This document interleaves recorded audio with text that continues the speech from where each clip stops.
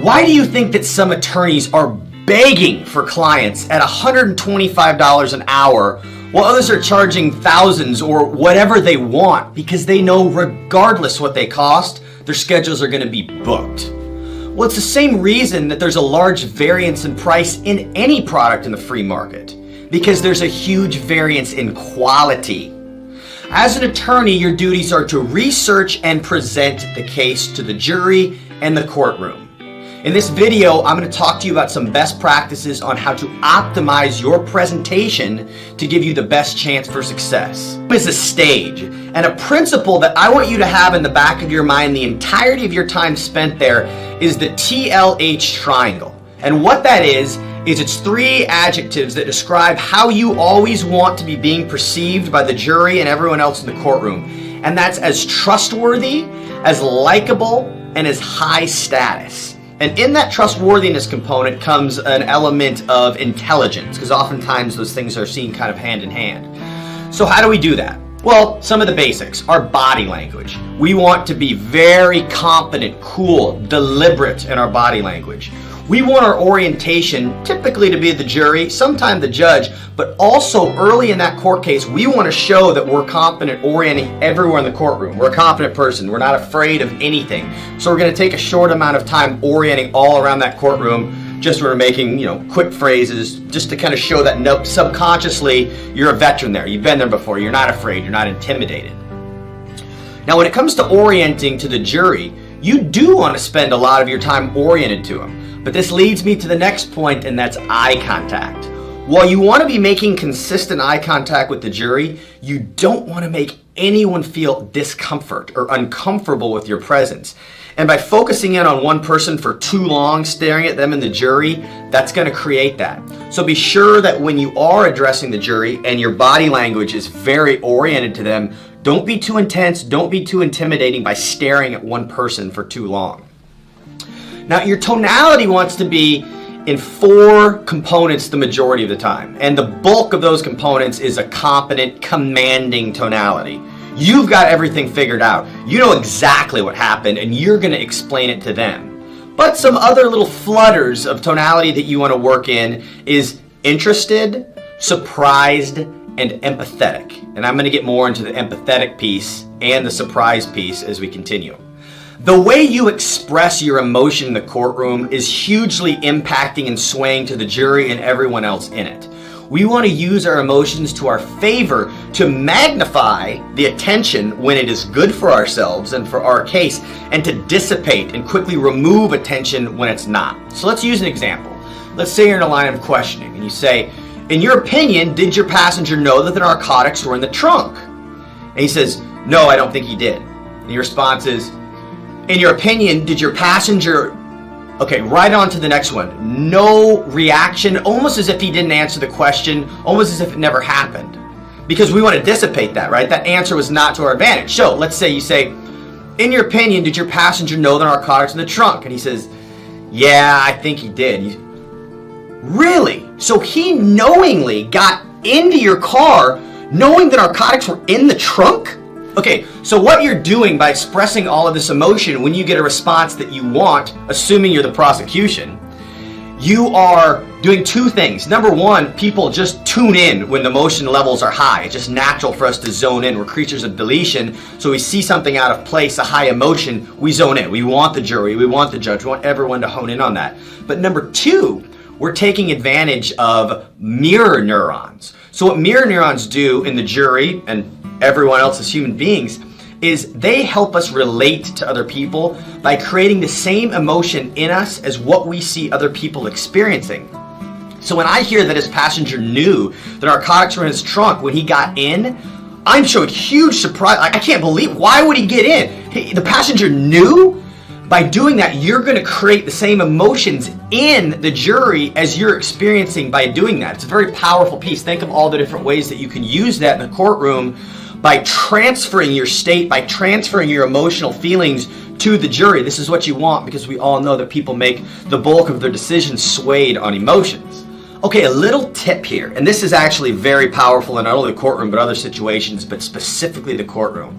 It's that the case begins the minute you walk into that courtroom.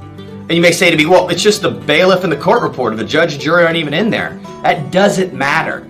Because the minute people start forming impressions of you in their head, say it is just the bailiff and the court reporter, they see you walk in, you look like a clown versus someone who looks really sharp. Let's use the latter. You look really sharp, you've got your things together, you're creating a very strong impression in their head.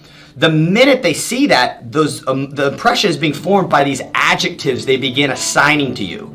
So they think, oh, this guy probably knows his stuff. He's very confident. He's walking in. You can tell all his nonverbals are in place.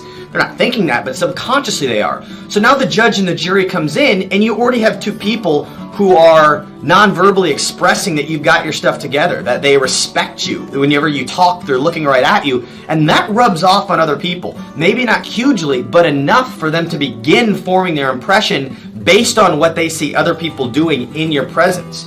So don't think that the first time you open your mouth or address the jury is the first time the case starts. No, no, no. It's the first time that anyone in the courtroom sees you. So be sure you're on your game the minute you walk in, because that impression is beginning to be created by people there, and it's going to rub off on other people in the courtroom. Now, obviously, the minute the jury comes in is the minute that it really starts to snowball, because they're seeing your nonverbals and they're seeing you communicate and they're seeing everything, and they're immediately forming their impression of you. You know, once you begin speaking, they're going to have 60% of what they think of you figured out, and it's going to be very hard to shake that once you begin speaking. It's much more easy to confirm the confirmation bias. So they're going to say, okay, this guy walked in, he looked like a clown, he was joking around, and now he's speaking intelligibly, but maybe, I don't know, maybe he just, this is the front he puts on. He's not a trustworthy guy. As opposed to, before you start speaking, he was sharp, he was focused, he was competent, his tonality was strong. Now he starts speaking and he sounds intelligible, and he says, well, that makes sense. He looked that way, now it just reaffirms that. So be sure that you're aware that the minute anyone lays eyes on you, especially the jury, you're being judged, and that case is already starting to be fought. Now, another tip, if you're ever corrected by the judge, you want to never, never, never, never give off any indication of emotion. Never sad, never mad, never angry, never combative, always indifferent. As if it didn't happen, as if you expected that to be what the judge said. Because anytime there's any confrontation between you and the judge, it shows low status, and that's going to hurt you in that triangle. That's one of the components that we want you always to have in the courtroom and the jury's perspective is high status. Very importantly, the tone I want you to take with the jury is one of empathy. I want them to feel like you're a good friend of theirs that's trying to help them make a good decision. Because the minute we step into that courtroom, the buyer-seller dynamic is in place. And unfortunately, as attorneys, we are the seller and they're the buyer. Therefore, they're going to filter everything we say through a lens of, he wants something from me. He's trying to persuade me. He's trying to trick me. He's not on my team. We want to crush all that. So we want to show signs of honest empathy to get them thinking both consciously and subconsciously, well, this guy's just trying to help me make a good decision. He's on my team. He's a friend of mine. No combativeness, much trustworthiness, much likability. So how do we do that? Well, most of that's going to be done through nonverbals. So when you speak, and it's very hard to explain empathy in nonverbals, but you're going to use very soft, friendly body language, tonality, and eye contact, much like you would if you were talking. Say your mom was on the jury, and your best interest is for her to make a great decision. Speak to her that way. An example of language that you could use to kind of give an example of the tonality you want to use is, I know this is going to be tough to watch, but you really need to watch it. Okay, you're a friend, you're helping them, you're warning them it's going to be tough. You're kind of in the, I know, but you're trying to help. You need to take them there. So you want to be very friendly, likable, and approachable. And when you're an attorney, you're naturally coming in not as likable and not as trustworthy, because in the buyer-seller dynamic, it tells us they're not trustworthy because they want something from us that we don't necessarily want from them. And if we find out we don't want it from them, then it's going to be completely combative. That's not the case. You want to come across as someone that is only looking to help.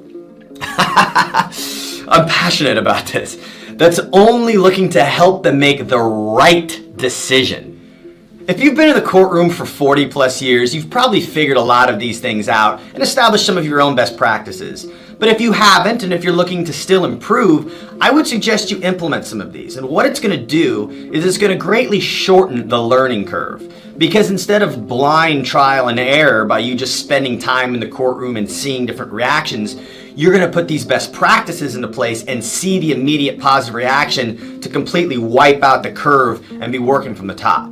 Now, I would suggest you take a look at some of my other videos because commonalities between charisma, influence, persuasion, social dynamics are universal, whether you be in the street, at the grocery store, on a date, or in a courtroom. So there's a lot of commonalities that I would suggest you look for. And also, when someone's considering coming to you and you're considering taking someone's case, a lot of these mannerisms, trustworthiness, likability, high status, intelligence are attributes that they want to see before they even decide if you're going to take their case. Don't be one of those attorneys that's scraping to get by for 40 years. Be the guy that can charge what he wants, whose book is full, and start to have some impact in the courtroom.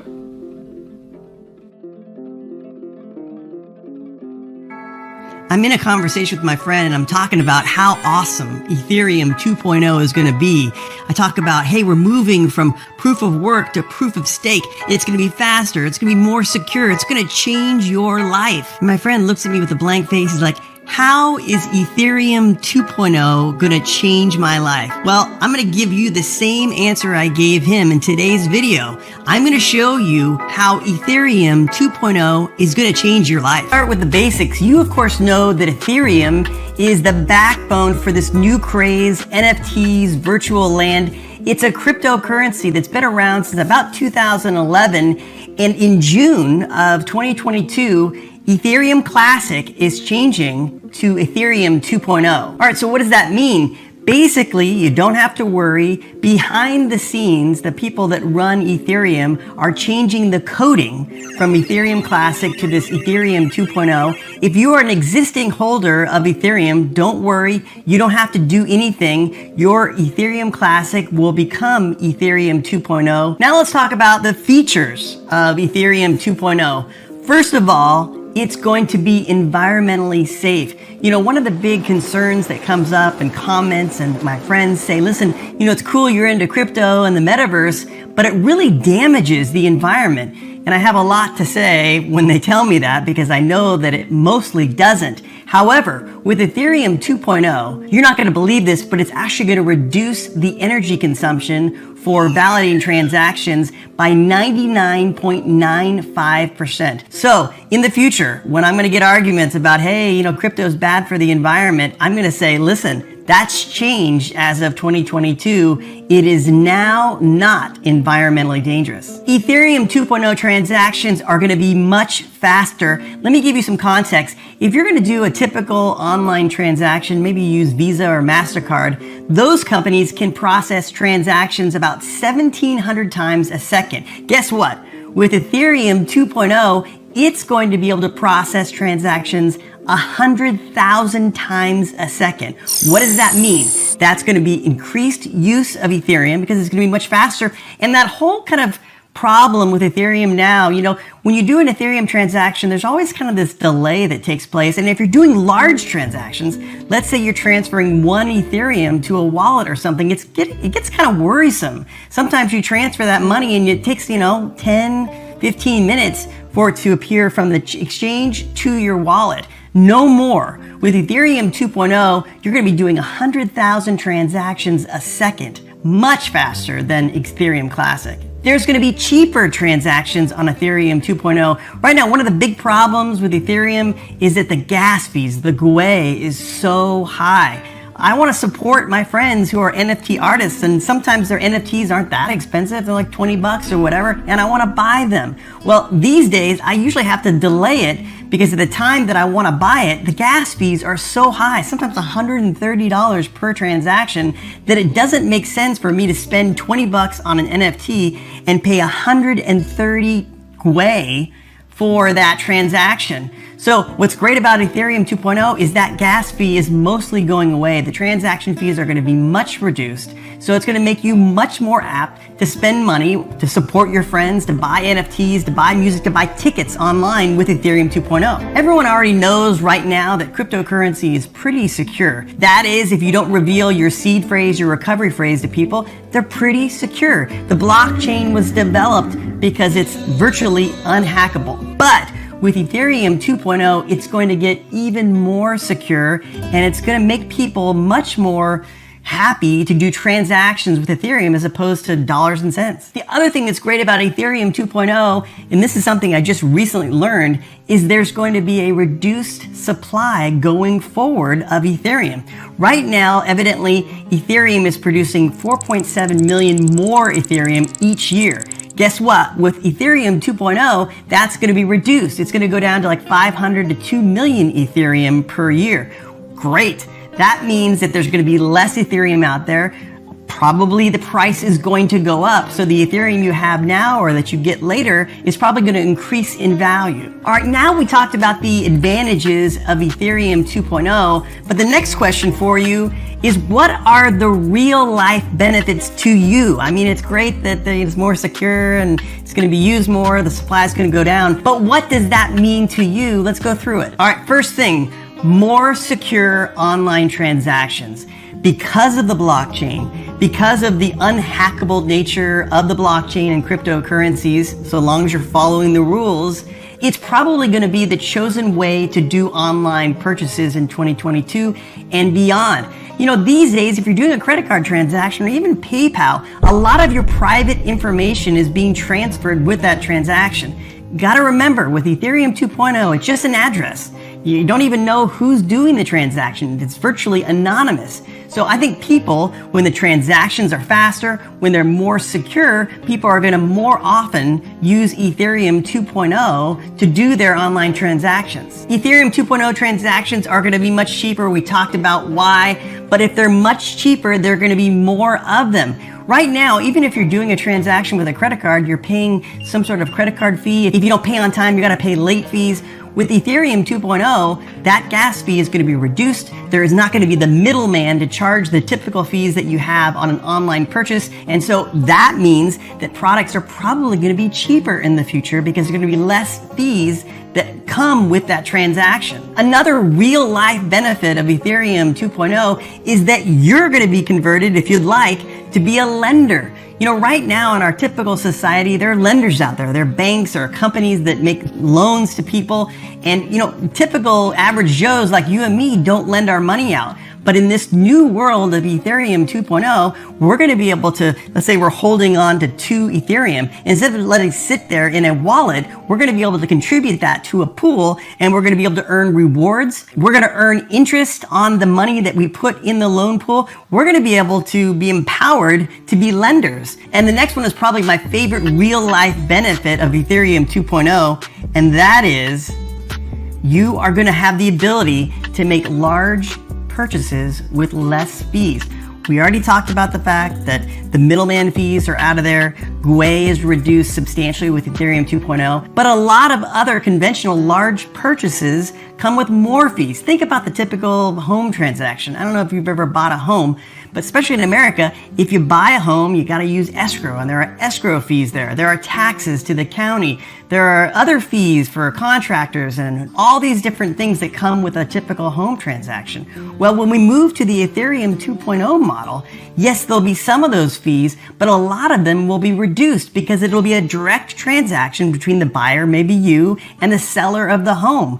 Once the contract requirements are fulfilled, and maybe it's a smart contract, then the money is automatically transferred from the buyer's wallet to the seller's wallet. There is not a need to have an exorbitant $10,000, $20,000 in fees for the typical purchase of a house. The same will be true with buying a car, maybe leasing a car. Payments will automatically come out of your wallet. There won't be the whole financing fees that are involved in conventional leases or purchases of cars. And this one is great too. When you buy insurance in the future using Ethereum 2.0, you're going to have automatic payments. You know, one of the biggest problems with insurance, I was a lawyer for insurance companies for a long time, is the payout. Sometimes they take 90 days, 120 days. I've heard of insurance policy payouts that take over a year. Not in the future, because a lot of these insurance contracts are going to be programmed with the blockchain. And so if there is the requisite evidence of the loss, let's say your car catches fire and you have to show a picture and you have to prove that you own that car,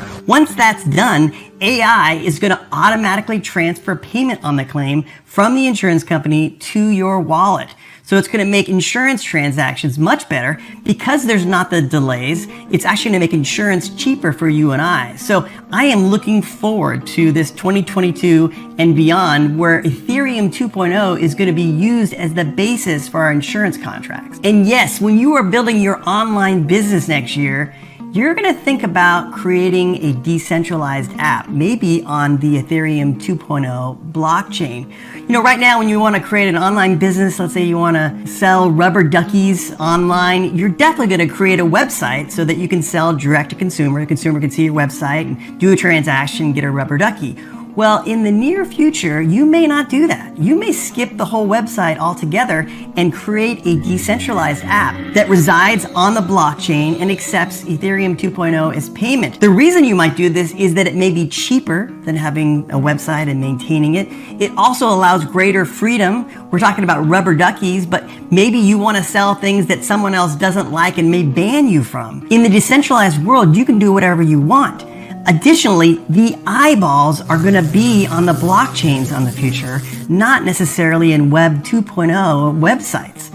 So you may be able to do better business by creating a D-app to sell your products or services using Ethereum 2.0. And the best thing about Ethereum 2.0 is it's going to allow us to buy more NFTs. If you